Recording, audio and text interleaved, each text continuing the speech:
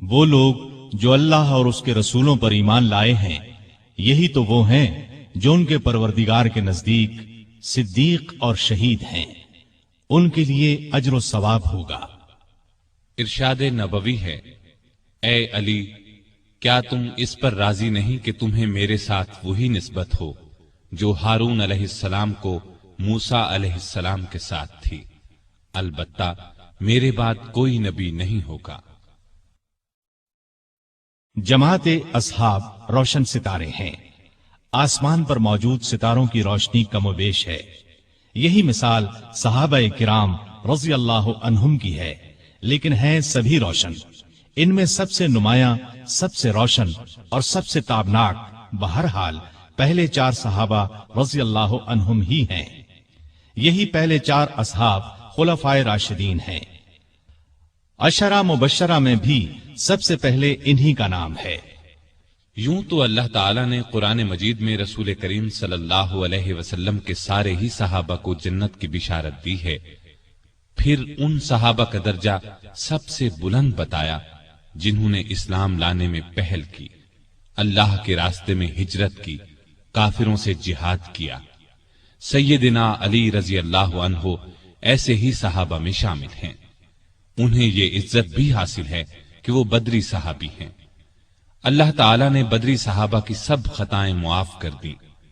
علی بیعت رضوان کرنے والوں میں بھی شامل تھے کہ جن کو اللہ تعالیٰ نے واضح الفاظ میں اپنے راضی ہونے کی خوشخبری دی ہے، پھر انہیں شہادت بھی نصیب ہوئی۔ مسلمانوں کا ایمان ہے کہ راہ حق میں شہید جنتی ہیں۔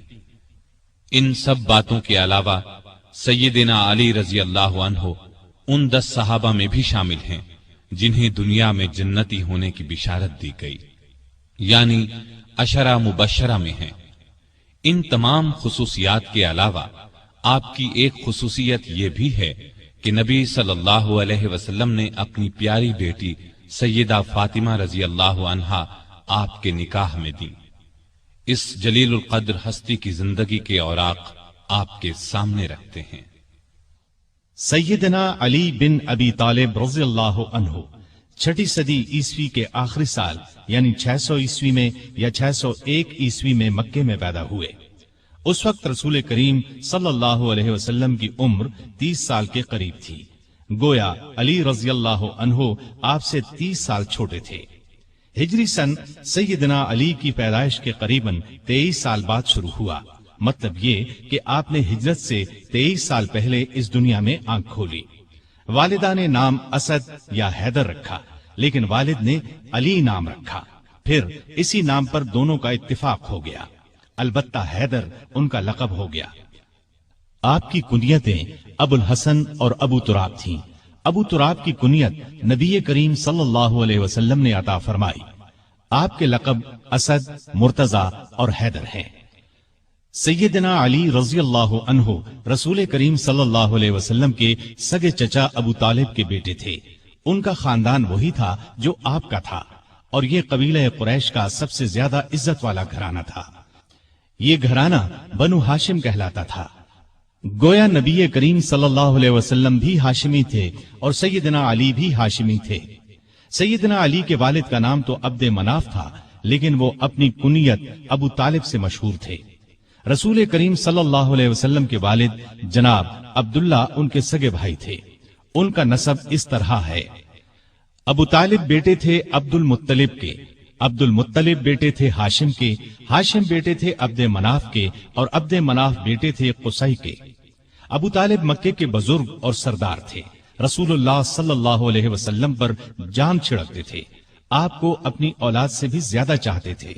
آپ 25 سال کی عمر تک ابو طالب کے ساتھ ہی رہے، پھر ان کی اجازت سے مکے کی ایک نیک خاتون سیدہ خدیجہ رضی اللہ عنہا سے شادی کر لی اور الگ رہنے لگے۔ آپ نے نبوت کا اعلان کیا تو قریش جان کے دشمن بن گئے، لیکن یہ ابو طالب ہی تھے جو آپ کی حمایت میں اٹھ کھڑے ہوئے، ہر طرح سے آپ کا ساتھ دیا۔ علی رضی اللہ عنہ کی والدہ کا نام فاطمہ رضی اللہ عنہا تھا، وہ بھی ہاشمی تھیں۔ یہ آپ پر ایمان لے آئی تھیں، یہ بھی آپ سے حد درجے محبت کرتی تھیں۔ انہوں نے ہجرت بھی کی اور ہجرت کے 4 یا 5 سال بعد وفات پائی۔ सैयदना अली कोई 5 बरस के थे कि मुल्क में कहत पड़ गया। अबू तालिब पर एक बड़े कुनबे का बोझ था, इसलिए आप सल्लल्लाहु अलैहि वसल्लम ने उनसे अली को मांग लिया। उस वक्त से सैयदना अली आपके साथ रहने लगे। सैयदा खदीजा रज़ियल्लाहु अन्हा ने उनकी परवरिश और तरबियत में आपका बराबर साथ दिया। नबी करीम सल्लल्लाहु अलैहि वसल्लम ने नबूवत का ऐलान फरमाया तो उस वक्त सैयदना अली की उम्र करीबन 10 बरस थी। रसूलुल्लाह सल्लल्लाहु अलैहि वसल्लम की दावत पर उन्होंने फौरन इस्लाम कबूल कर लिया। इस तरह बच्चों में सबसे पहले उन्हीं को इस्लाम की दौलत नसीब हुई। अब वो भी आपके साथ नमाज पढ़ने लगे। एक दिन उनके वालिद अबू तालिब ने उन्हें आपके साथ नमाज पढ़ते देखा तो पूछा, बेटा ये दीन क्या है जिस पर तुम चल रहे हो? उन्होंने फौरन जवाब दिया, अब्बा जान, मैं अल्लाह और उसके रसूल पर ईमान ले आया हूँ, उनकी तस्दीक कर चुका हूँ और ये मैंने उनके साथ नमाज पढ़ी है। इस पर अबू तालिब ने कहा, मोहम्मद तुम्हें भलाई के सिवा किसी चीज की तरफ नहीं बुलाएंगे, तुम उनके साथ लगे रहो। सैयदना अली रजी अल्लाह अन्हु बचपन ही से नेक थे, बुतों से नफरत करते थे। रसूलुल्लाह सल्लल्लाहु अलैहि वसल्लम की तरबियत ने उन्हें इल्म का समुंदर बना दिया। लड़कपन ही में लिखना पढ़ना सीख लिया। उस जमाने में ये बहुत बड़ी खूबी की बात थी। उसी जमाने में उन्होंने हथियार चलाने और दुश्मन से लड़ने का ढंग भी सीख लिया।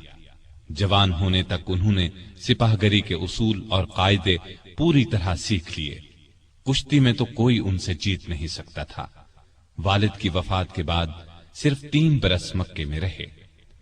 रसूल करीम सल्लल्लाहु अलैहि वसल्लम ने जब हिजरत की तो सैयदना अली को अपने बिस्तर पर सुलाया।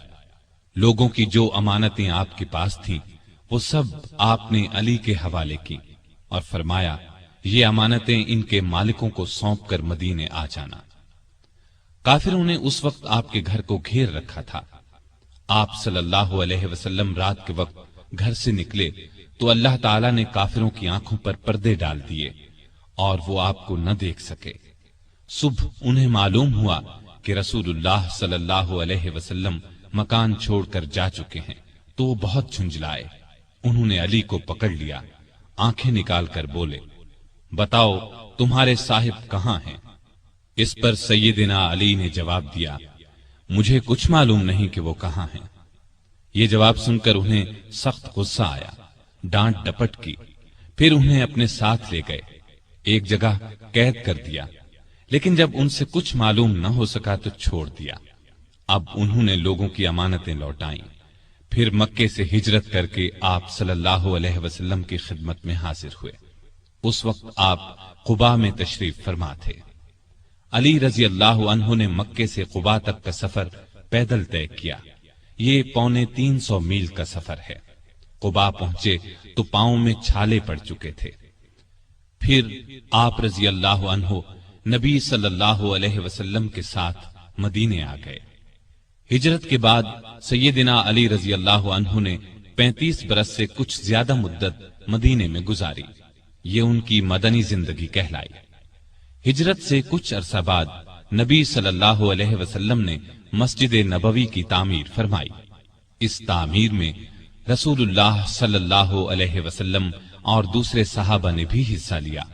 वो ईंटें और गारा ढोते वक्त अशआर पढ़ते, जिनका मतलब है, जो मस्जिद तामीर करता है खड़े होकर और बैठकर मशक्कत बर्दाश्त करता है, और जो गर्दो गुबार और मिट्टी से बचने के लिए इससे जी चुराता है, वो दोनों बराबर नहीं हो सकते। मस्जिद के साथ रसूलुल्लाह सल्लल्लाहु अलैहि वसल्लम के रहने के लिए चंद हुजरे भी तामीर हुए। सैयदना अली रज़ियल्लाहु अन्हु भी यहीं आ गए। हिजरत के बाद आपने भाईचारा कराया तो अली को अपना भाई बनाया। हिजरत के दूसरे साल आपने अपनी प्यारी बेटी सैयदा फातिमा रज़ियल्लाहु ताला अन्हा की शादी अली से कर दी। उस वक्त सैयदना अली के पास एक जिरा और एक घोड़े के सिवा कुछ नहीं था। उन्होंने ये जिरा सैयदना उस्मान के हाथ 480 दिरहम में फरोख्त कर दी। सैयदना उस्मान रज़ियल्लाहु अन्हु ने ये रकम उन्हें दे दी और जिरा भी ये कहकर लौटा दी कि ये मेरी तरफ से तोहफा है। इस रकम से उन्होंने शादी का सामान खरीदा और घर की जरूरत के लिए भी रकम बचाई। नबी करीम सल्लल्लाहु अलैहि वसल्लम ने सहाबा को जमा फरमाया, उनके सामने निकाह पढ़ाया। रुखसती चंद माह बाद हुई। زرہ کی قیمت میں سے جو رقم بچی تھی اس سے سیدنا علی نے ولیمے کی دعوت کا انتظام کیا۔ اس دعوت میں کھجوریں، جو کی روٹی، پنیر اور ایک خاص قسم کا شوربہ تھا۔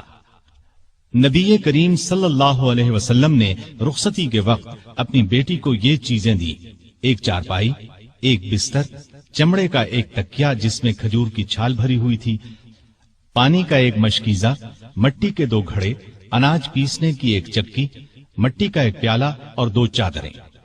سیدہ فاطمہ جب اپنے خاوند کے ساتھ ان کے گھر چلی گئیں تو نبی کریم صلی اللہ علیہ وسلم وہاں تشریف لائے۔ پہلے دروازے پر کھڑے ہو کر اجازت مانگی، پھر اندر داخل ہوئے۔ ایک برتن میں پانی منگوایا، دونوں ہاتھ اس پانی میں ڈالے، ہاتھوں سے پانی ان دونوں پر چھڑکا، پھر فرمایا: اے فاطمہ، میں نے تمہاری شادی اپنے خاندان کے بہترین شخص سے کی ہے۔ اسی سال رمضان 2 ہجری میں بدر کی لڑائی پیش آئی۔ شادی کے بعد سیدنا علی رضی اللہ عنہ سیدہ فاطمہ رضی اللہ عنہا کا بہت خیال رکھتے تھے، وہ بھی ان کی بہت عزت کرتی تھیں۔ دونوں نے گھر کے کام آپس میں بانٹ لیے تھے۔ ایک روز آپ صلی اللہ علیہ وسلم ان کے گھر تشریف لائے تو علی گھر میں نہیں تھے۔ سیدہ فاطمہ سے پوچھا تو انہوں نے فرمایا کہ میرا ان سے کچھ جھگڑا ہو گیا تھا، غصے میں گھر سے باہر چلے گئے ہیں۔ آپ نے ان کے بارے میں پتہ کرایا تو وہ مسجد میں سو رہے تھے۔ آپ مسجد میں تشریف لے گئے، وہ واقعی وہاں سو رہے تھے۔ چادر پہلو سے سرک گئی تھی اور مٹی ان کے جسم سے لگ گئی تھی۔ آپ مٹی پوچھنے لگے اور فرمایا: ابو تراب اٹھو، ابو تراب اٹھو۔ اس روز سے آپ کا لقب ابو تراب مشہور ہو گیا۔ تراب مٹی کو کہتے ہیں، یعنی مٹی والا۔ کوئی انہیں ابو تراب کہتا تو بہت خوش ہوتے۔ انہیں دنیا کے سامان اور مال و دولت سے بالکل پیار نہیں تھا۔ ان کی زندگی فقیرانہ تھی، محنت مزدوری کر کے روزی کماتے تھے، روکھی سوکھی کھا کر گزارا کرتے تھے۔ لڑائی کے میدان میں جاتے تو فرمایا کرتے تھے: لڑائی کے میدان میں مجھے پرواہ نہیں ہوتی کہ موت میری طرف آ رہی ہے یا میں موت کی طرف بڑھ رہا ہوں۔ اسی دلیری کی وجہ سے آپ رضی اللہ عنہ اسد اللہ کے لقب سے مشہور ہوئے۔ بدر کی لڑائی میں سیدنا علی بھی شریک ہوئے۔ ان کے ہاتھ میں ایک جھنڈا تھا۔ دونوں لشکر آمنے سامنے ہوئے تو کافروں کے لشکر سے عتبہ، شیبہ اور ولید میدان میں نکلے اور مسلمانوں کو مقابلے کے لیے للکارا۔ مسلمانوں کی طرف سے بھی 3 انصاری جوان، عوف، معوذ اور عبداللہ بن رواحہ رضی اللہ عنہم میدان میں آ گئے، لیکن ان تینوں کو دیکھ کر کافروں نے ان سے لڑنا اپنی شان کے خلاف سمجھا۔ عتبہ نے پکار کر کہا: اے محمد، یہ لوگ ہمارے جوڑ کے نہیں ہیں، ہماری قوم کے لوگوں کو ہمارے مقابلے پر بھیجو۔ اس پر رسول اللہ صلی اللہ علیہ وسلم نے سیدنا علی، سیدنا حمزہ اور سیدنا عبیدہ بن حارث رضی اللہ عنہم کو حکم دیا کہ آگے بڑھ کر ان کا مقابلہ کریں۔ تینوں بہادر فوراً آگے بڑھے۔ اس وقت سیدنا علی رضی اللہ عنہ نے سر پر سفید صوف کا ترہ لگا رکھا تھا۔ ان کا سامنا ولید سے ہوا، سیدنا حمزہ کا عتبہ سے اور سیدنا عبیدہ کا شیبہ سے ہوا۔ ولید اور عتبہ دونوں سیدنا علی اور سیدنا حمزہ کے ہاتھوں مارے گئے، لیکن عبیدہ شیبہ کے ہاتھوں زخمی ہوئے۔ علی شیبہ پر چھپٹے اور ایک ہی وار میں اس کا کام تمام کر دیا۔ زخمی عبیدہ کو میدان سے اٹھا لائے۔ اس کے بعد عام لڑائی شروع ہوئی۔ سیدنا علی اس قدر پرجوش انداز میں لڑے کہ جس طرف نکل گئے کافروں کی صفیں کاٹ کر رکھ دی۔ دوسرے مسلمان بھی بہت بہادری سے لڑے اور کافروں کو شکست دی۔ ان کے بڑے بڑے سردار اس لڑائی میں مارے گئے، یہاں تک کہ ابو جہل بھی جہنم رسید ہوا۔ اگلے سال احد کی لڑائی ہوئی۔ اس لڑائی کی ابتدا میں کافروں کی طرف سے طلحہ بن ابی طلحہ میدان میں نکلا اور پکارا: کوئی ہے جو میرے مقابلے میں آئے؟ یہ سن کر سیدنا علی دوڑ کر اس کے مقابلے میں آ گئے اور ایک ہی وار میں اسے ڈھیر کر دیا۔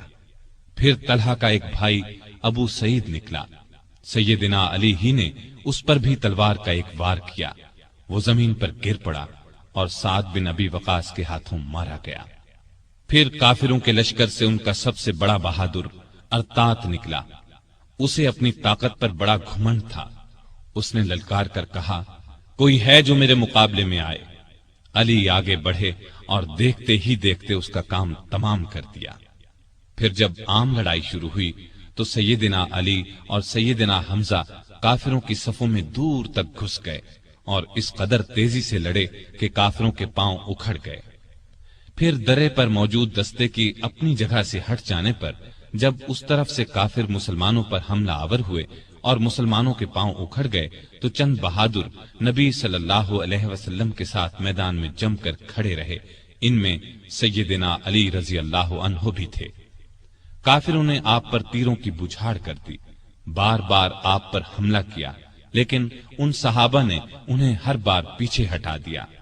آخر مسلمان پھر سے جمع ہوئے اور کافروں کو مار بھگایا۔ اس لڑائی میں آپ صلی اللہ علیہ وسلم کے چچا سیدنا حمزہ بھی شہید ہوئے۔ اس روز سیدنا علی رضی اللہ عنہ کے ہاتھوں کئی کافر مارے گئے۔ اس مہم کے شروع ہونے سے آخر تک سیدنا علی رضی اللہ عنہ آپ صلی اللہ علیہ وسلم کے ساتھ رہے۔ غزوہ خندق میں عرب کے نامی بہادر عبد ود نے جب خندق پار کر لی تو سیدنا علی رضی اللہ عنہ اس کے مقابلے میں آئے۔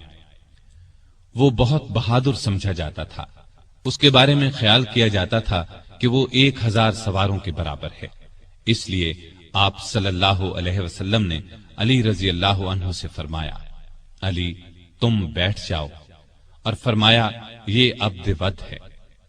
اس نے پھر للکارا، سیدنا علی پھر اٹھ کر آگے بڑھے، آپ نے اس بار بھی بٹھا دیا۔ تیسری بار پھر اس نے مسلمانوں کو للکارا، اس بار سیدنا علی رضی اللہ عنہ نے عرض کیا، اے اللہ کے رسول صلی اللہ علیہ وسلم، میں جانتا ہوں یہ عبد ود ہے، آپ مجھے اس سے مقابلے کی اجازت دیں۔ اب آپ صلی اللہ علیہ وسلم نے اجازت دے دی، اپنی تلوار حضرت علی رضی اللہ عنہ کو عنایت فرمائی، اپنے پاک ہاتھوں سے ان کے سر پر پگڑی باندھی۔ علی رضی اللہ عنہ دوڑتے ہوئے گئے اور عبد ود سے بولے، میں نے سنا ہے تم نے لوگوں سے کہہ رکھا ہے کہ جو شخص میرے سامنے 3 باتیں پیش کرے تو میں ان میں سے ایک کو منظور کرتا ہوں۔ اس نے کہا، ہاں یہ ٹھیک ہے۔ اس پر سیدنا علی رضی اللہ عنہ نے اس سے کہا، تب پھر میں بھی 3 باتیں پیش کرتا ہوں۔ پہلی یہ کہ تو اسلام قبول کر لے۔ اس نے انکار کیا۔ انہوں نے دوسری بات پیش کی، مسلمانوں سے مت لڑ، واپس چلا جا۔ اس نے اس سے بھی انکار کیا۔ تب سیدنا علی رضی اللہ عنہ نے گرج کر کہا، تب پھر آ مجھ سے مقابلہ کر لے۔ عبد ود یہ سن کر ہنس پڑا، کہنے لگا، میں کبھی سوچ بھی نہیں سکتا تھا عرب میں مجھ سے کبھی کوئی لڑنے کی جرأت کرے گا۔ یہ کہہ کر وہ گھوڑے سے اتر آیا اور بولا، تم کون ہو؟ سیدنا علی رضی اللہ عنہ نے فرمایا، میرا نام علی بن ابی طالب ہے۔ عبد ود یہ سن کر کہنے لگا، تمہارے والد میرے دوست تھے، اس لیے میں تم سے لڑنا نہیں چاہتا۔ یہ سن کر سیدنا علی رضی اللہ عنہ نے فرمایا، لیکن اے اللہ کے دشمن، میں تم سے لڑنا چاہتا ہوں۔ اب عبد ود بپھر گیا اور آگے بڑھ کر علی پر تلوار کا وار کیا۔ علی رضی اللہ عنہ نے ڈھال آگے کر دی۔ وار اس قدر زبردست تھا کہ تلوار ڈھال کو کاٹ کر ان کی پیشانی پر جا لگی، وہ زخمی ہو گئے۔ زخم کھا کر وہ شیر کی طرح جھپٹے اور عبد ود پر ایسا وار کیا کہ تلوار اس کے کندھے کو کاٹتی سینے تک آ گئی، وہ وہیں ڈھیر ہو گیا۔ اس کے گرتے ہی سیدنا علی رضی اللہ عنہ نے زور سے نعرہ تکبیر بلند کیا۔ اب عبد ود کے کچھ ساتھی آگے بڑھے، لیکن وہ بھی اللہ کے شیر کے آگے نہ ٹھہر سکے، بھاگ نکلے۔ ان میں سے ایک نوفل بن عبداللہ خندق میں گرا، علی رضی اللہ عنہ نے اسے خندق میں اتر کر تلوار سے قتل کیا۔ رسول اللہ صلی اللہ علیہ وسلم نے بنو قریظہ کی طرف کوچ کا ارادہ کیا تو سیدنا علی رضی اللہ عنہ کو فوج کا جھنڈا دے کر آگے روانہ فرمایا۔ پھر آپ 3000 مجاہدین کے ساتھ روانہ ہوئے۔ لڑائی سے پہلے ہی بنو قریظہ ہمت ہار گئے اور ہتھیار ڈال دیے۔ مدینے سے 60 کلومیٹر دور فدق نامی یہودیوں کی بستی تھی۔ یہ یہودی خیبر کے یہودیوں کو مسلمانوں کے مقابلے پر اکسا رہے تھے۔ آپ صلی اللہ علیہ وسلم نے سیدنا علی کو 200 سوار دے کر ان کی طرف روانہ فرمایا۔ مسلمانوں نے ان لوگوں کو شکست دی، وہ بھاگ نکلے۔ مسلمانوں کے ہاتھ 500 اونٹ اور 2000 بکریاں لگی، وہ ان کو ہانک کر مدینے لے آئے۔ بیعت رضوان میں بھی سیدنا علی ساتھ تھے۔ صلح نامہ لکھنے کا کام ان کے سپرد ہوا۔ انہوں نے شروع میں بسم اللہ الرحمن الرحیم لکھا تو قریش کے نمائندے نے اس پر اعتراض کیا اور کہا ہم رحمان کو نہیں مانتے، لہذا یہ لکھا جائے بسمک اللہم۔ رسول کریم صلی اللہ علیہ وسلم کی ہدایت پر سیدنا علی نے یہی لکھ دیا۔ اب آپ نے ان سے فرمایا لکھو، یہ وہ شرطیں ہیں جو محمد رسول اللہ صلی اللہ علیہ وسلم نے قریش سے طے کی ہیں۔ سیدنا علی نے الفاظ لکھے تو قریشی نمائندے سہیل بن عمرو نے کہا جب ہم آپ کو اللہ کا رسول نہیں مانتے تو پھر صلح نامے میں یہ کیوں لکھا جائے، لہٰذا آپ محمد بن عبداللہ لکھوائیے۔ اس پر آپ نے فرمایا بے شک میں اللہ کا رسول ہوں، لیکن اے علی یہاں لکھ دو محمد بن عبداللہ۔ یہ سن کر سیدنا علی نے عرض کیا اے اللہ کے رسول صلی اللہ علیہ وسلم، مجھ میں تو یہ ہمت نہیں ہے کہ میں اپنے ہاتھ سے رسول اللہ کا لفظ مٹا دوں۔ ان کی بات سن کر رسول اللہ صلی اللہ علیہ وسلم نے اپنے ہاتھ سے رسول اللہ کے الفاظ مٹا دیے۔ اس کے بعد علی نے باقی معاہدہ تحریر کیا۔ جن یہودیوں کو شرارتوں کی وجہ سے مدینے سے نکالا گیا تھا وہ خیبر کے قلعوں میں جمع ہو گئے۔ بہت سے یہودی وہاں پہلے سے تھے۔ یہ سب مسلمانوں کے خلاف سازشوں سے باز نہیں آ رہے تھے، چنانچہ آپ نے ان کی سرکوبی کا فیصلہ فرمایا۔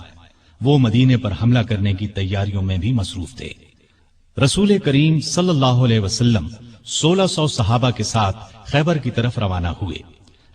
سب قلعے ایک ایک کر کے فتح ہو گئے، لیکن ایک قلعہ جس کا نام قموس تھا فتح ہونے میں نہ آیا۔ جب آپ کے کئی صحابہ کی کوششیں کامیاب نہ ہو سکیں تو آپ نے فرمایا میں کل جھنڈا ایک ایسے شخص کو دوں گا جو اللہ اور اس کے رسول سے محبت کرتا ہے اور اللہ اور اس کا رسول اس سے محبت کرتے ہیں، جس کے ہاتھ پر خیبر فتح ہو جائے گا۔ دوسرے دن جب تمام صحابہ اس جھنڈے کے منتظر تھے کیونکہ وہ سب اللہ اور اس کے رسول سے محبت کرتے تھے، رسول اللہ صلی اللہ علیہ وسلم نے پوچھا علی کہاں ہیں؟ بتایا گیا ان کی آنکھیں دکھتی ہیں۔ آپ نے انہیں بلایا، آنکھوں میں اپنا لعاب لگایا، وہ اسی وقت ٹھیک ہو گئیں۔ آپ نے انہیں جھنڈا دے کر قموس کی طرف روانہ فرمایا۔ اس قلعے کا حاکم مرحب تھا، یہودیوں کے نامی گرامی بہادروں میں سے ایک۔ سیدنا علی قموس کے سامنے پہنچے تو مرحب زرہ لگا کر اکڑتا ہوا باہر نکلا۔ سیدنا علی کو مقابل دیکھا اور بولا کیا مسلمانوں کی فوج میں تم سے بہتر کوئی آدمی نہیں؟ خیبر جانتا ہے کہ میں مرحب ہوں، ہتھیار بند، بہادر، تجربے کار اور لڑائی کے بھڑکتے شعلوں کا مقابلہ کرنے والا۔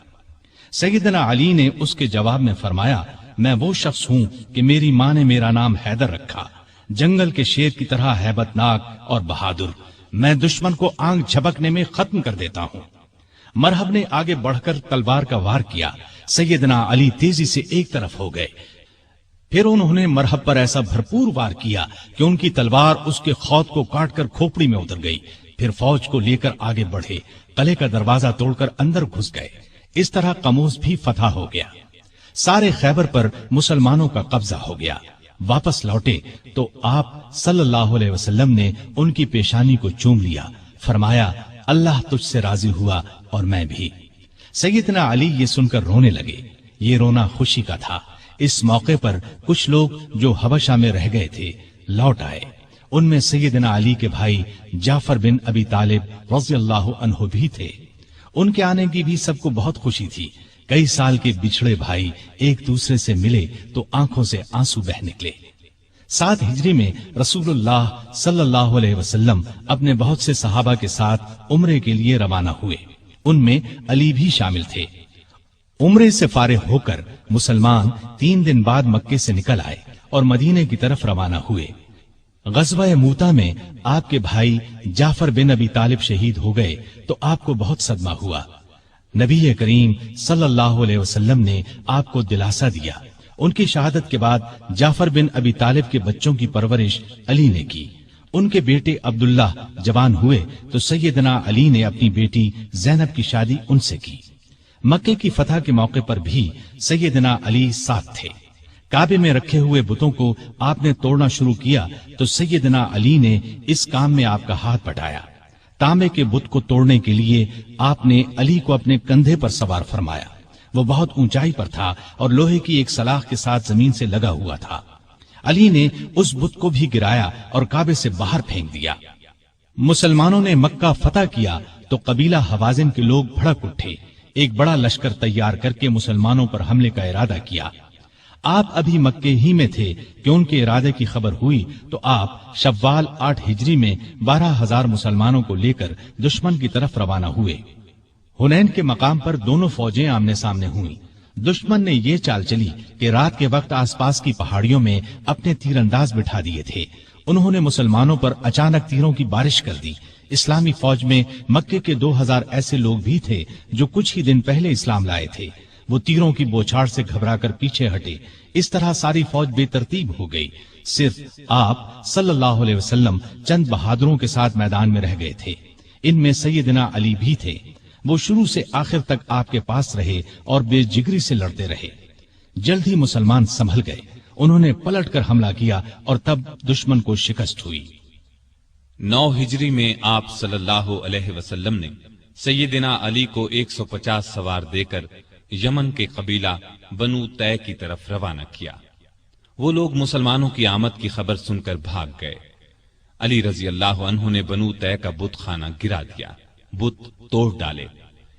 اس لڑائی کے بعد مشہور سخی حاتم طائی کی بیٹی اور بیٹا عدی مسلمان ہو گئے۔ فتح مکہ کے بعد یہ خبر سننے میں آئی کہ روم کا بادشاہ مسلمانوں پر حملہ کرنے کے لیے پر تول رہا ہے۔ نبی صلی اللہ علیہ وسلم نے خود آگے بڑھ کر اسے روکنے کا فیصلہ کیا۔ آپ صلی اللہ علیہ وسلم نے اس موقع پر سیدنا علی کو اپنا قائم مقام بنایا اور خود 30,000 فوج لے کر روانہ ہوئے۔ بعض منافقین نے علی کو تانا دیا کہ وہ جنگ سے بچنے کے لیے نہیں گئے۔ اس پر انہیں رنج ہوا، ہتھیار لگا کر روانہ ہوئے، لشکر تک پہنچ گئے۔ نبی صلی اللہ علیہ وسلم نے ان سے آنے کی وجہ پوچھی تو عرض کیا، اے اللہ کے رسول صلی اللہ علیہ وسلم، میں نے شروع سے لے کر آج تک اللہ کی راہ میں لڑنے سے قدم پیچھے نہیں ہٹائے، لیکن معلوم نہیں اس مرتبہ مجھے جہاد میں شریک کرنے کے بجائے مدینے میں کیوں چھوڑ دیا گیا۔ یہ سن کر نبی صلی اللہ علیہ وسلم نے ارشاد فرمایا، اے علی، کیا تم اس بات سے راضی نہیں کہ تمہارا میرے ساتھ وہی تعلق ہو جو موسیٰ علیہ السلام کا ہارون علیہ السلام سے تھا، سوائے اس کے کہ میرے بعد کوئی نبی نہیں ہوگا۔ مطلب یہ تھا کہ جس طرح موسیٰ علیہ السلام کوہ طور پر جاتے وقت ہارون علیہ السلام کو اپنا قائم مقام بنا گئے تھے، اسی طرح میں نے تمہیں اپنا قائم مقام بنایا تھا۔ لیکن ہارون علیہ السلام نبی بھی تھے، جبکہ تم نبی نہیں ہو سکتے، اس لیے کہ میرے بعد کوئی نبی نہیں آئے گا۔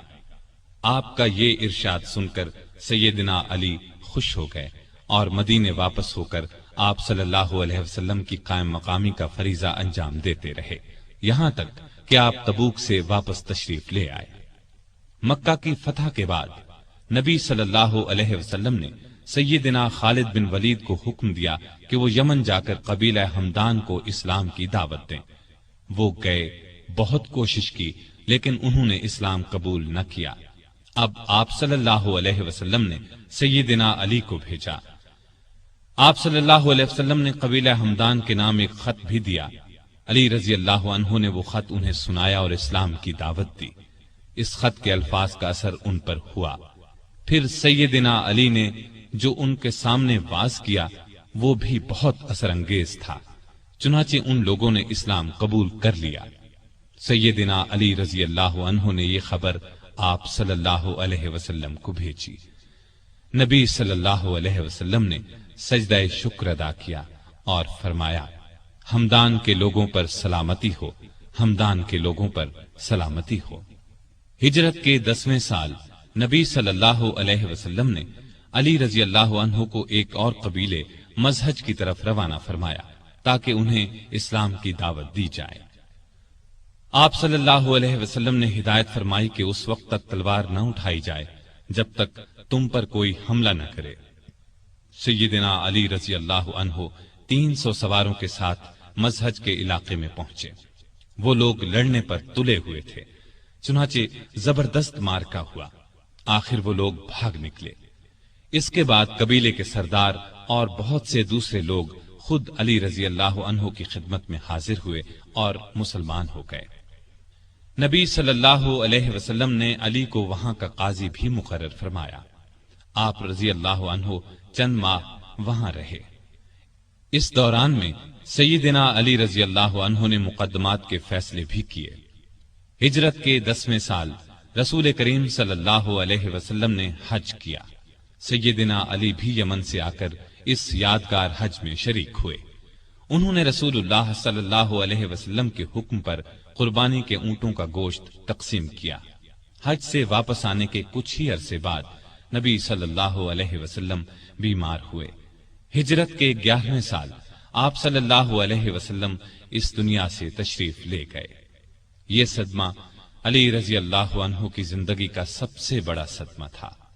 انہوں نے عباس رضی اللہ عنہ، ان کے 2 بیٹوں قسم اور فضل رضی اللہ عنہم اور ایک انصاری صحابی کے ساتھ مل کر آپ صلی اللہ علیہ وسلم کو غسل دیا۔ اس وقت انہوں نے نبی صلی اللہ علیہ وسلم کے جسم اطہر کو اپنے بدن سے لگا رکھا۔ قبر مبارک تیار ہو گئی تو سیدنا علی نے فضل بن عباس، اسامہ بن زید اور عبد الرحمن بن عوف رضی اللہ عنہم کے ساتھ مل کر نبی صلی اللہ علیہ وآلہ وسلم کو قبر میں اتارا۔ آپ صلی اللہ علیہ وسلم کے بعد مسلمانوں نے سیدنا ابو بکر صدیق رضی اللہ عنہ کو خلیفہ چن لیا۔ 6 ماہ بعد سیدہ فاطمہ رضی اللہ عنہا بھی اس دنیا سے رحلت کر گئیں۔ ابو بکر کو علی سے بہت محبت تھی، ان کی بہت عزت کرتے تھے، خلافت کے کاموں میں ان سے مشورے بھی لیتے تھے۔ علی بھی ان سے اسی طرح محبت کرتے تھے۔ مرتد ہو جانے والوں سے جنگ ہوئی تو علی نے بھی دوسرے صحابہ کے ساتھ مل کر ان کا مقابلہ کیا۔ ابو بکر رضی اللہ عنہ نے وفات پائی تو حضرت علی رضی اللہ عنہ ان کے دروازے پر آئے اور فرمایا، آپ پر اللہ کی رحمت ہو، آپ رسول اللہ صلی اللہ علیہ وسلم کے پیارے ساتھی اور مدد کرنے والے، اللہ سے سب سے زیادہ ڈرنے والے اور سب سے بڑھ کر دین کو نفع پہنچانے والے تھے۔ اس کے بعد دیر تک ان کی خوبیوں اور بھلائیوں کا ذکر کرتے رہے۔ ابو بکر کی وفات کے بعد عمر فاروق رضی اللہ عنہ خلیفہ بنے۔ انہوں نے مجلس شورا قائم کی تو اس میں علی رضی اللہ عنہ کو بھی شامل کیا۔ ان کی خلافت کا زمانہ 10.5 برس تک رہا۔ اس زمانے میں بھی آپ رضی اللہ عنہ سے باقاعدہ مشورے لیے جاتے رہے۔ عمر فاروق رضی اللہ عنہ ان کے مشوروں کو بہت اہمیت دیتے تھے۔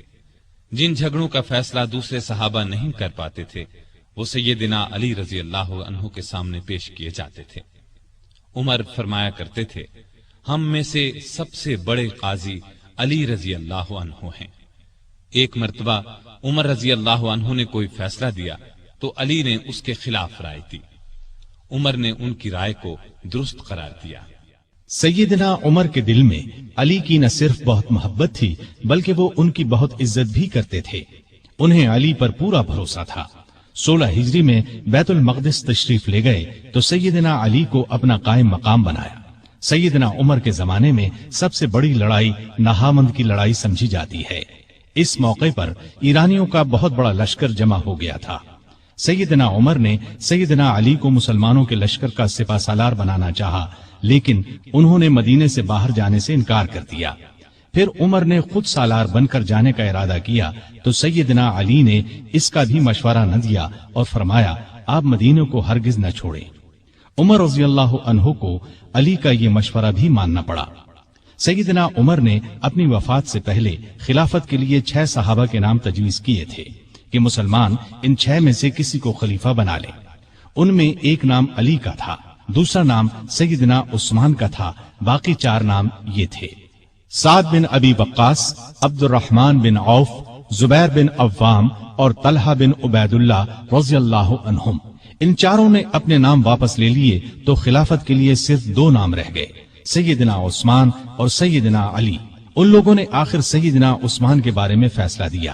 اس طرح مسلمانوں کے تیسرے خلیفہ سیدنا عثمان ہوئے۔ اس دوران میں بھی ان دونوں کے تعلقات بہت خوشگوار رہے۔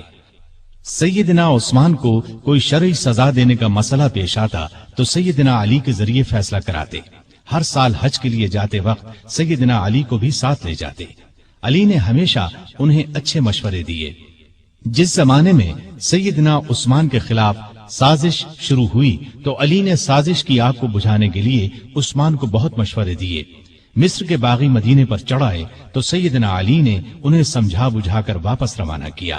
وہ لوگ تو سیدنا عثمان کے خون کے پیاسے تھے۔ رات کی تاریکی میں پھر لوٹ آئے۔ کوفے اور بصرے کے باغیوں نے بھی ان کا ساتھ دیا۔ انہوں نے سیدنا عثمان کے گھر کو گھیر لیا۔ اس وقت بھی سیدنا علی نے انہیں سمجھانے کی بہت کوشش کی۔ وہ نہ مانے تو اپنے بیٹوں سیدنا حسن اور سیدنا حسین رضی اللہ عنہما کو سیدنا عثمان کی حفاظت کے لیے ان کے دروازے پر مامور فرمایا۔ ایک مرتبہ بڑی مشکل سے سیدنا عثمان تک پانی پہنچایا۔ اس جھڑپ میں حسن زخمی ہوئے۔ پھر کچھ باغی دیوار پھاند کر اندر داخل ہوئے اور سیدنا عثمان کو شہید کر دیا۔ ان کی شہادت کے بعد مدینے کی حالت عجیب تھی۔ شہر پر ان باغیوں کا قبضہ تھا۔ ہر طرف افراتفری کا عالم تھا۔ لاکھوں مربع میل پر پھیلی ہوئی اسلامی سلطنت کا کوئی سربراہ نہیں تھا۔ ان سب کا خیال تھا کہ اس نازک وقت میں علی رضی اللہ عنہ ہی خلافت کے لائق ہیں۔ آخر سیدنا علی سے درخواست کی گئی کہ وہ خلافت کی ذمہ داری سنبھالے، لیکن انہوں نے صاف انکار کر دیا۔ ان کے انکار سے حالات اور بھی نازک ہو گئے، اس لیے کہ خلافت کی جگہ زیادہ دن تک خالی نہیں چھوڑی جا سکتی تھی۔ اب مہاجرین، انصار اور مدینے میں موجود تمام لوگوں نے سیدنا علی سے سخت اصرار کیا کہ وہ خلیفہ بننا منظور کر لیں۔ یہ درخواست کرنے والوں میں باغی بھی شامل تھے۔ آخر سیدنا علی کو ان سب کی بات ماننا پڑی اور خلافت کا بوجھ اٹھانے کے لیے تیار ہو گئے۔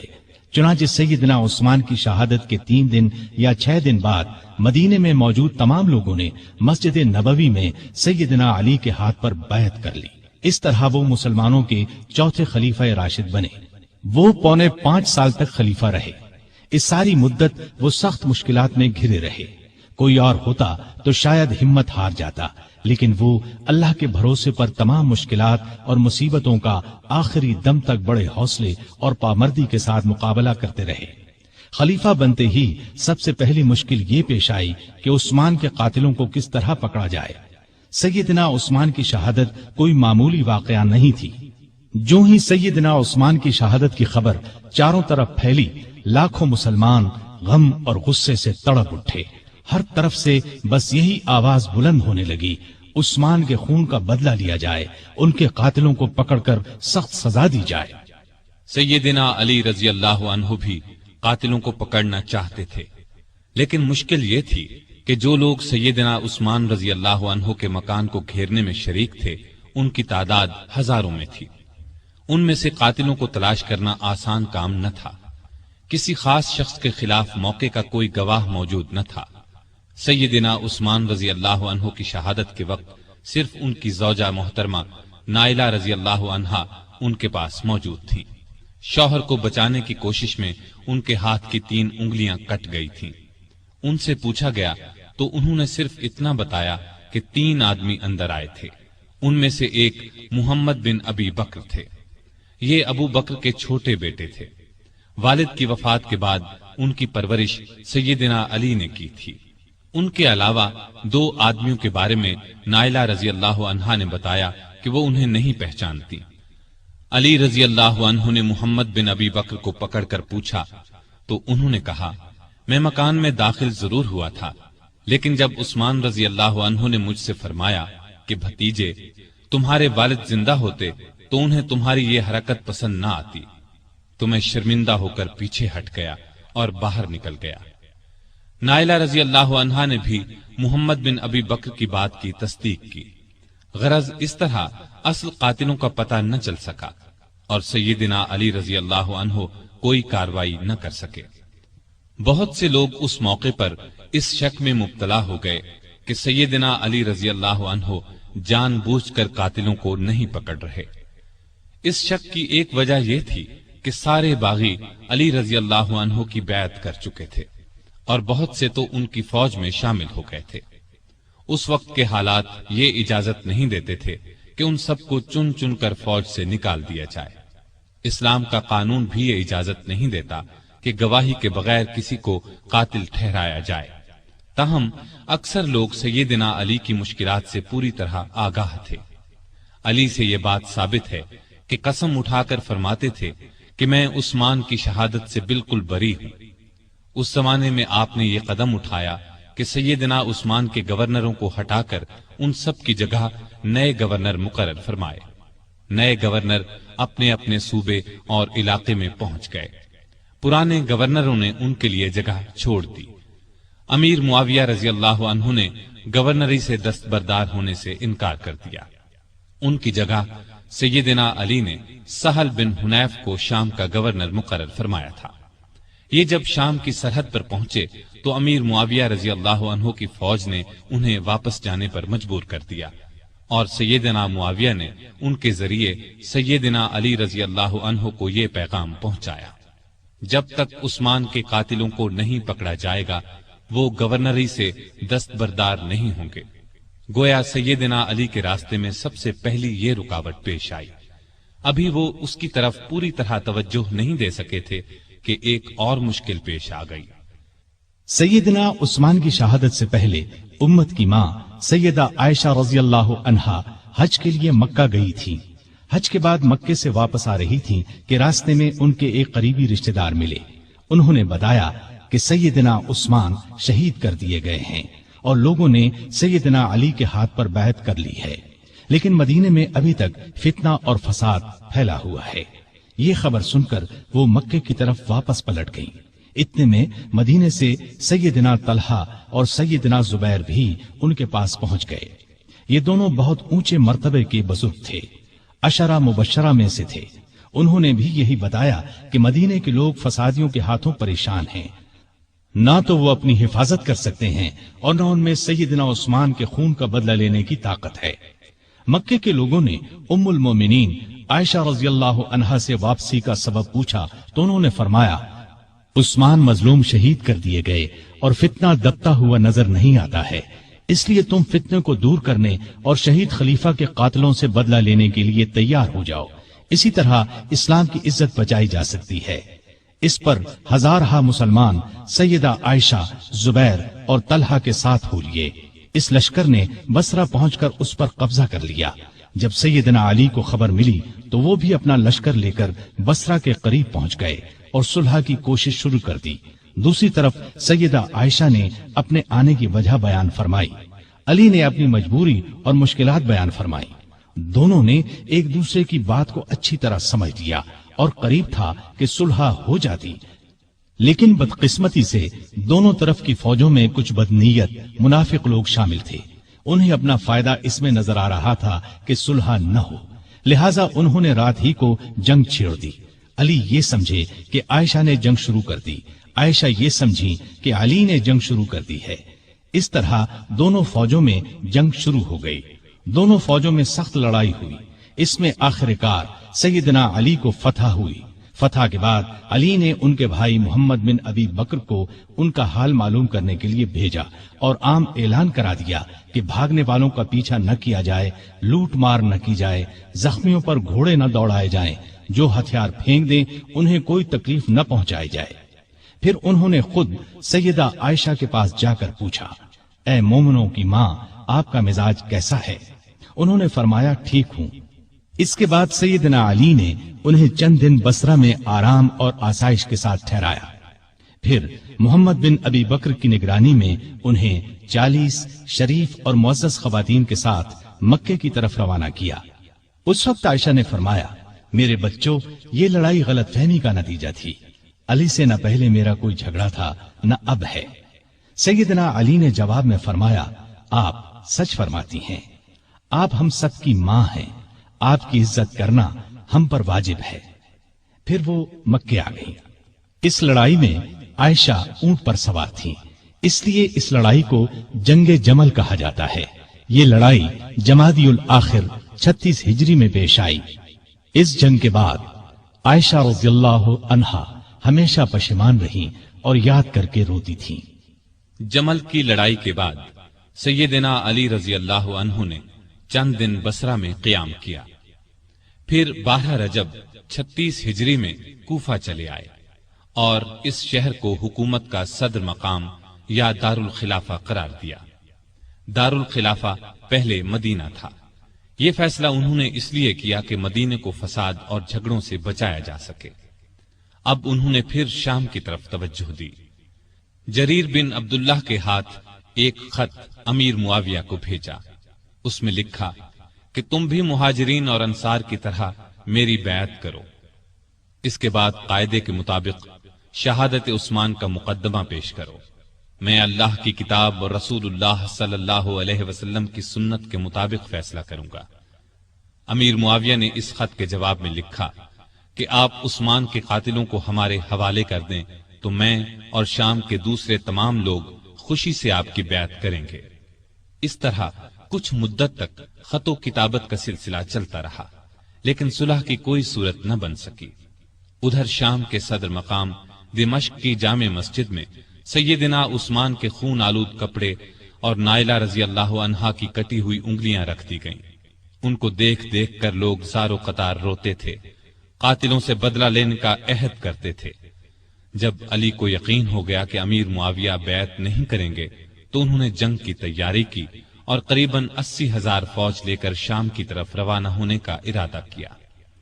دوسری طرف امیر معاویہ بھی ایک بڑے لشکر کے ساتھ مقابلے کے لیے آئے۔ دونوں فوجیں دریائے فرات کے قریب پہنچیں۔ شامی فوجوں نے گھاٹ پر قبضہ کر کے پانی پر پہرے بٹھا دیے، لیکن دوسرے دن سیدنا علی رضی اللہ عنہ کی فوج نے شامیوں پر حملہ کر کے انہیں پیچھے دھکیل دیا اور گھاٹ پر قبضہ کر کے سب کے لیے پانی عام کر دیا۔ اب دونوں فوجوں نے صفین کے مقام پر ایک دوسرے کے سامنے مورچے قائم کر لیے۔ یہ مقام شہر حلب کے جنوب مشرق اور شہر ہمس کے شمال مغرب میں دریائے فرات کے کنارے پر تھا۔ 3 مہینے 20 دن تک دونوں فوجیں آمنے سامنے پڑی رہیں۔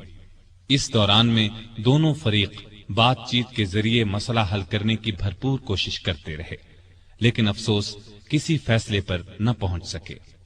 چھوٹی چھوٹی جھڑپیں ہوتی رہیں۔ عام لڑائی محرم 37 ہجری تک شروع نہ ہو سکی۔ آخر سفر میں دونوں فوجوں میں جنگ شروع ہوئی۔ یہ جنگ کئی دن تک جاری رہی۔ دونوں طرف مسلمانوں کا خون بہتا رہا۔ منافق اور فسادی لوگ اس موقع سے خوب فائدہ اٹھاتے رہے۔ انہی لوگوں کی وجہ سے صلح کی کوششیں ناکام ہوتی رہیں۔ پھر ایک دن علی رضی اللہ عنہ کی فوج نے اتنا زبردست دباؤ ڈالا کہ شامی فوج کے پاؤں اکھڑنے لگے۔ اتنے میں شامی فوج کا ایک دستہ قرآن کو نیزوں پر اٹھا کر آگے بڑھا اور پکار کر کہا، یہ دیکھو ہمارے اور تمہارے درمیان اللہ کی کتاب ہے۔ علی رضی اللہ عنہ کی فوج نے قرآن دیکھ کر ہاتھ روک لیے۔ لڑائی بند ہو گئی۔ اس کے بعد پھر بات چیت شروع ہو گئی۔ آخر طے پایا کہ خلافت کا فیصلہ 2 ثالثوں کے سپرد کر دیا جائے۔ وہ آپس میں مل کر جو فیصلہ کریں گے ان کا فیصلہ سب کو قبول ہوگا۔ ایک ثالث سیدنا علی رضی اللہ عنہ مقرر کریں، دوسرا ثالث امیر معاویہ رضی اللہ عنہ مقرر کریں گے۔ چنانچہ سیدنا علی کی طرف سے ابو موسیٰ اشعری رضی اللہ عنہ مقرر ہوئے اور امیر معاویہ کی طرف سے عمرو بن عاص رضی اللہ عنہ۔ ان سے کہا گیا کہ وہ رمضان کے مہینے تک فیصلہ کر دیں۔ اس کے بعد سیدنا امیر معاویہ رضی اللہ عنہ اپنی فوج کے ساتھ دمشق چلے گئے۔ سیدنا علی کوفے کی طرف روانہ ہوئے۔ اس موقع پر ان کی فوج 2 حصوں میں بٹ گئی۔ ایک حصہ ثالث مقرر کرنے کا حامی تھا، جبکہ دوسرا کہتا تھا کہ قرآن کو چھوڑ کر انسانوں کو حکم یا فیصلہ کرنے والا بنانا گناہ ہے۔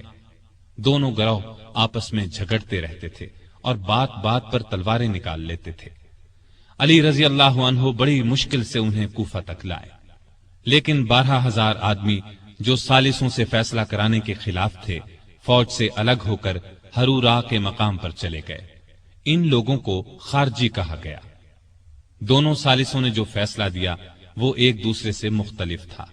سیدنا ابو موسیٰ اشعری کا فیصلہ یہ تھا کہ علی اور امیر معاویہ میں سے کسی کو خلیفہ مقرر نہ کیا جائے، انہیں چھوڑ کر مسلمان جسے چاہیں خلیفہ بنا لیں۔ سیدنا عمرو بن عاص کا فیصلہ یہ تھا کہ ابو موسیٰ اشعری نے علی کو خلافت سے الگ کر دیا ہے، میں ان کی جگہ معاویہ کو خلیفہ مقرر کرتا ہوں۔ اس پر ہر طرف شور مچ گیا۔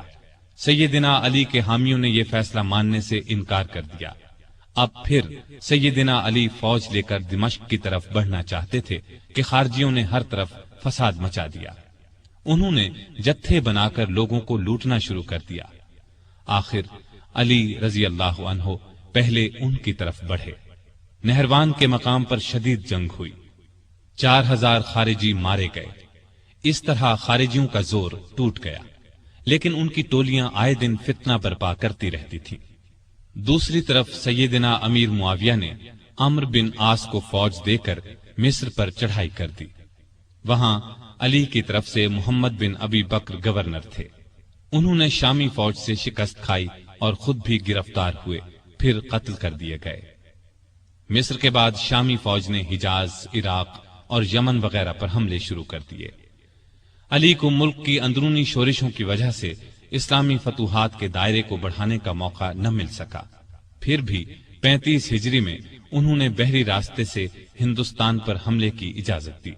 چنانچہ اس زمانے میں کوکن بمبئی پر کامیاب حملہ کیا گیا۔ یہ علاقہ اس وقت سندھ میں شامل تھا۔ نہروان کی لڑائی کے بعد سیدنا علی کا ارادہ شام پر حملہ کرنے کا تھا۔ انہوں نے جنگ کی تیاریاں شروع کر دی تھیں، لیکن دوسری طرف خارجیوں نے سازش تیار کی کہ علی، معاویہ اور عمرو بن عاص تینوں کو قتل کر دیا جائے۔ ان کے خیال میں امن اسی صورت میں قائم ہو سکتا تھا۔ چنانچہ اس کام کے لیے 3 آدمی مقرر ہوئے۔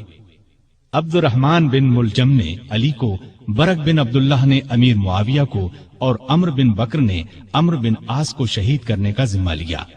ان بدبختوں نے رمضان 40 ہجری میں ایک ہی روز فجر کی نماز کے وقت ان تینوں بزرگوں پر حملہ کرنے کا فیصلہ کیا۔ مصر کے گورنر عمرو بن عاص اس روز بیمار تھے۔ انہوں نے اس روز خارجہ بن حذافہ کو نماز پڑھانے کے لیے بھیجا، لہذا عمرو بن بکر نے ان کے دھوکے میں خارجہ بن حذافہ کو شہید کر دیا۔ دمشق میں برق بن عبداللہ نے امیر معاویہ پر حملہ اس وقت کیا جب وہ مسجد کے دروازے سے نکل رہے تھے۔ انہیں معمولی زخم آیا۔ کوفے میں عبد الرحمن بن ملجم ملعون سیدنا علی کے راستے میں چھپ کر بیٹھ گیا۔ جب وہ فجر کی نماز کے لیے مسجد کی طرف چلے تو ان پر تلوار کا وار کیا، سر پر شدید زخم آیا۔ ابن ملجم کو گرفتار کر لیا گیا۔ سیدنا علی نے اپنے بیٹوں حسن اور حسین کو بلا کر کچھ نصیحتیں کی اور اپنے قاتل کے بارے میں فرمایا، اسے کھانا کھلاؤ، پانی پلاؤ اور اچھی طرح رکھو۔ اگر میں اس زخم سے مر جاؤں تو اسے قتل کرنا، شریعت کا یہی حکم ہے۔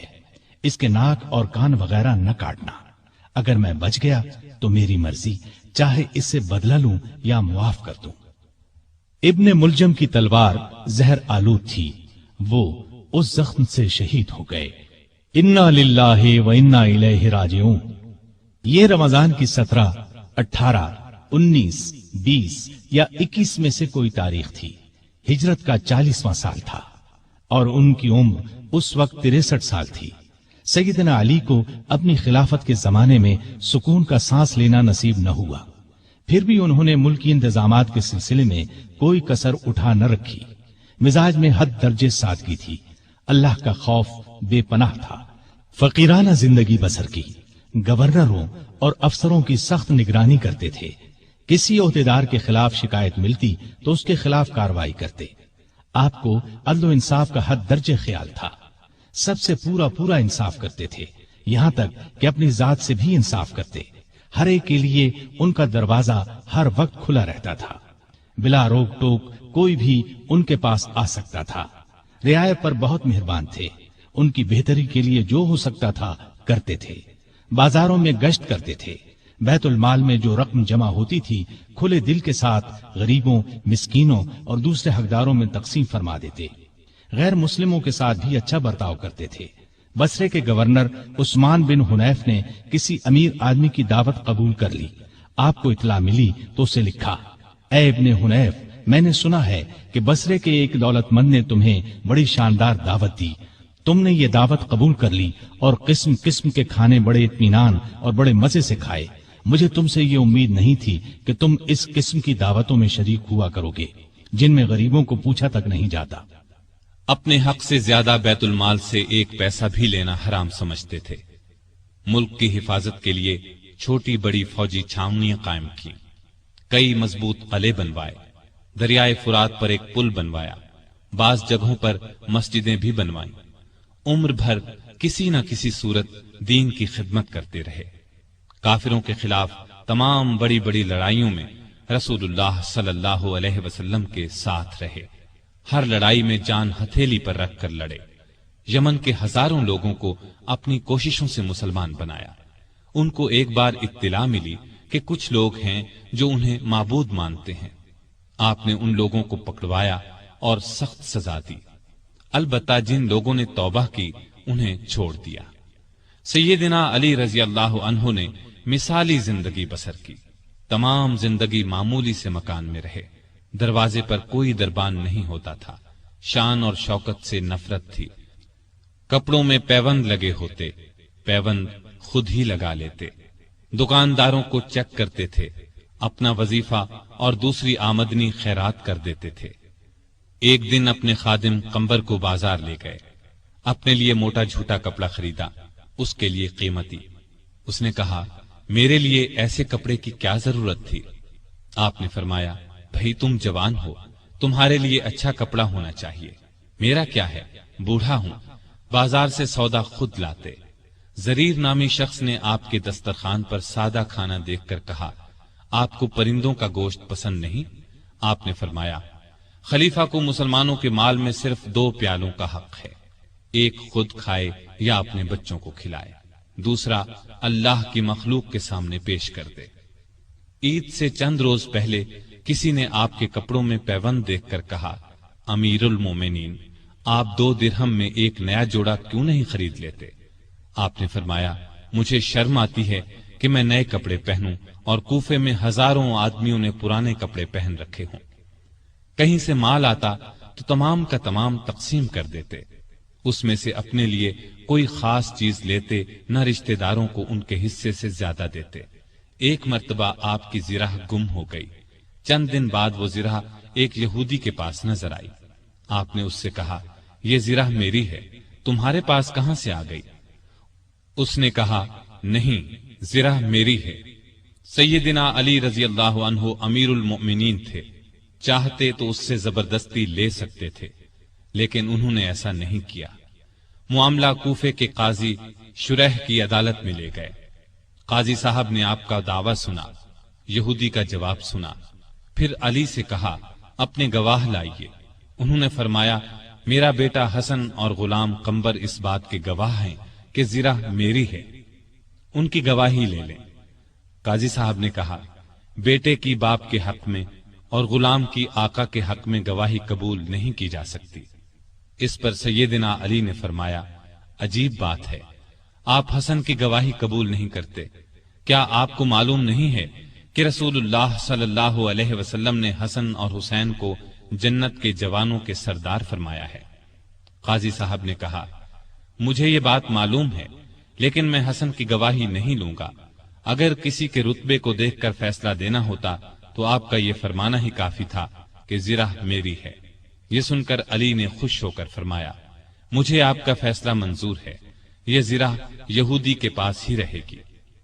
ان کی بات سن کر یہودی پکار اٹھا۔ قاضی صاحب نے جو فیصلہ دیا اور علی نے جس طرح اس فیصلے کو مانا، اس سے مجھے یقین ہو گیا کہ آپ کا دین سچا ہے، یہ زرہ واقعی علی رضی اللہ عنہ کی ہے۔ اس کے ساتھ ہی وہ کلمہ پڑھ کر مسلمان ہو گیا۔ آپ درمیانے قد کے دہرے بدن کے تھے، چہرہ بہت خوبصورت اور باروب رونق والا تھا۔ خیبر کی لڑائی کے موقع پر رسول اللہ صلی اللہ علیہ وسلم نے آپ کو دعا دی تھی، اے اللہ، علی سے گرمی سردی کا اثر دور کر دے۔ اس دعا کا یہ اثر تھا کہ آپ ہر موسم میں ہر طرح کا کپڑا پہن لیتے تھے، ضرورت کے وقت آپ محنت مزدوری کر لیتے تھے۔ آپ علم کا سمندر تھے، آپ کی علمی باتیں بہت مشہور اور حیرت انگیز ہیں۔ ایک عورت سیدنا علی رضی اللہ عنہ کی خدمت میں حاضر ہوئی۔ اس نے شکایت کی کہ میرا بھائی 600 دینار چھوڑ کر فوت ہوا ہے۔ جب یہ رقم وارثوں میں تقسیم کی گئی تو مجھے صرف 1 دینار دیا گیا کہ تمہارے حصے میں 1 ہی دینار آتا ہے۔ آپ رضی اللہ عنہ نے اس کی شکایت پر غور کیا، پھر بولے شاید تمہارے بھائی نے 1 بیوی، 2 لڑکیاں، 1 ماں، 1 بہن اور 12 بیٹے چھوڑے ہیں۔ عورت نے حیران ہو کر کہا آپ کا اندازہ بالکل درست ہے۔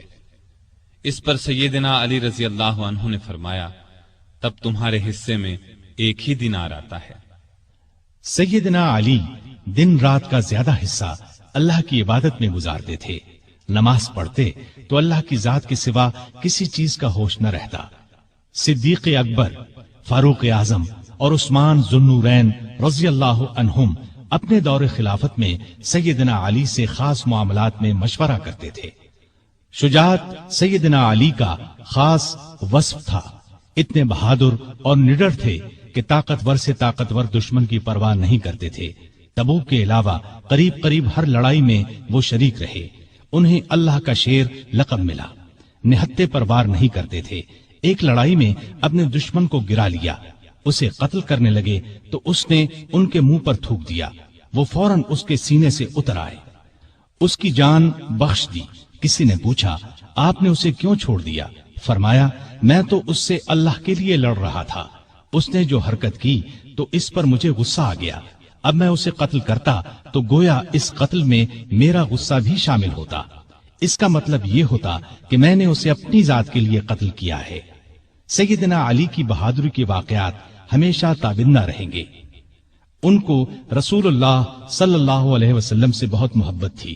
رسول اللہ کو بھی سیدنا علی اور آپ کی اولاد سے بہت محبت تھی۔ سیدنا حسن اور حسین کو رسول کریم صلی اللہ علیہ وسلم اپنے کندھوں پر اٹھاتے اور فرمایا کرتے تھے اے اللہ میں ان دونوں سے محبت کرتا ہوں، جو ان سے محبت کرے تو بھی اس سے محبت کر، اور جو ان سے بغض رکھے تو بھی انہیں مبغوض رکھ۔ سیدہ فاطمہ سے سیدنا علی کے ہاں 3 بیٹے اور 2 بیٹیاں ہوئیں۔ ان کے نام یہ ہیں حسن، حسین، محسن، زینب اور ام کلثوم۔ محسن بچپن میں فوت ہوئے۔